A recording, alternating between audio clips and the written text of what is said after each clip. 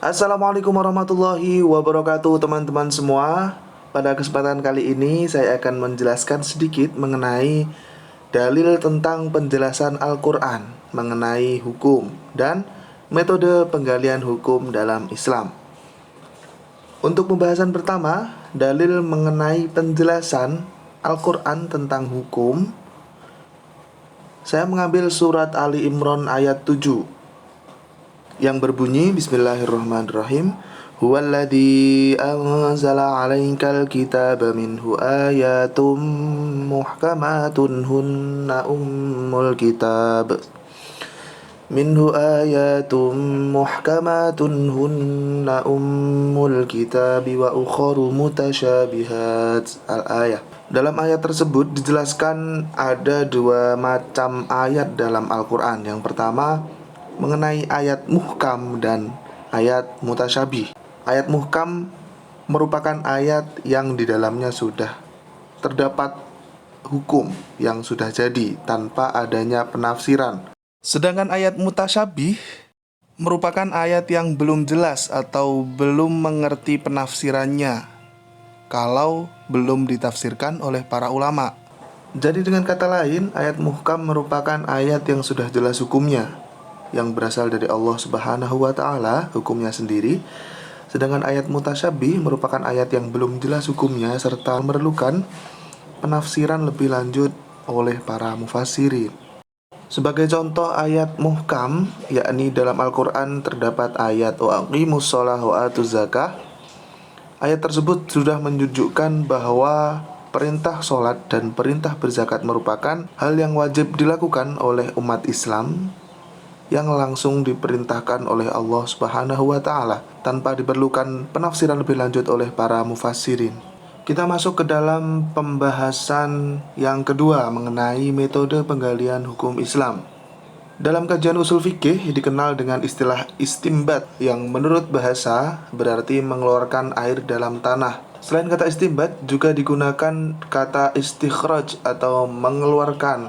Secara terminologi, istilah istimbat adalah tata cara atau metode dalam menggali dalil-dalil wahyu, yaitu Al-Quran dan Sunnah, untuk dihasilkan ke dalam bentuk hukum yang baru. Dalam hal ini, istimbat atau penggalian hukum dalam Islam dibagi menjadi dua bagian.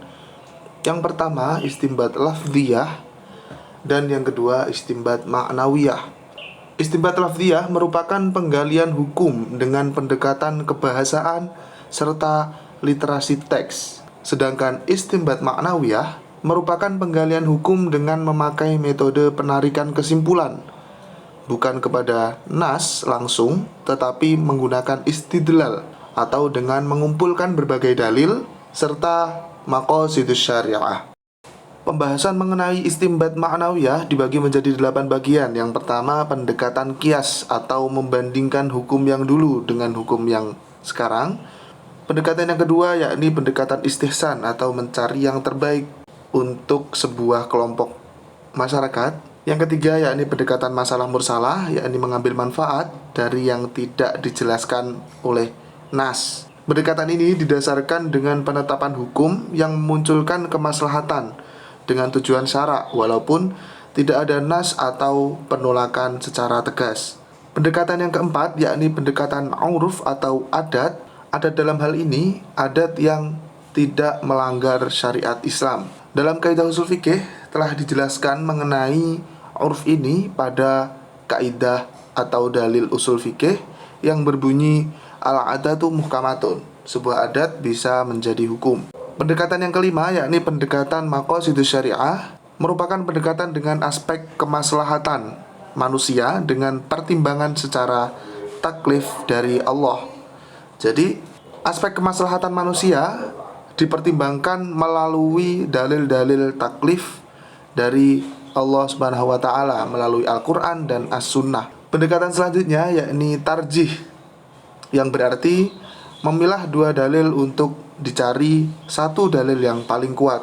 Pendekatan ketujuh yakni dalil akli, merupakan pendekatan yang mengedepankan dalil logika atau penggunaan logika yang sejalan dengan penggunaan syariat Islam. Pendekatan yang terakhir yakni pendekatan ihtiyat atau hati-hati.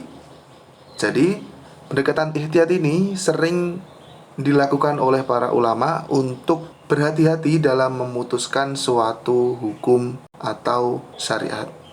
Jadi kesimpulan dari pembahasan pada kesempatan kali ini yakni menurut surat Al-Imran ayat 7 terdapat dua ayat hukum dalam Al-Quran, yakni ayat muhkam dan ayat mutasyabih.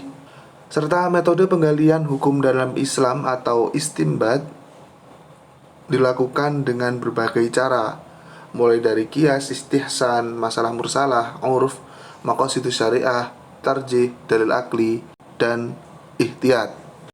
Tinggal bagaimana kita bijak memilih mana yang menimbulkan banyak maslahah untuk kita dan untuk seluruh umat Islam, serta mana yang menimbulkan banyak mafsadah atau keburukan kepada kita dan kepada seluruh umat Islam.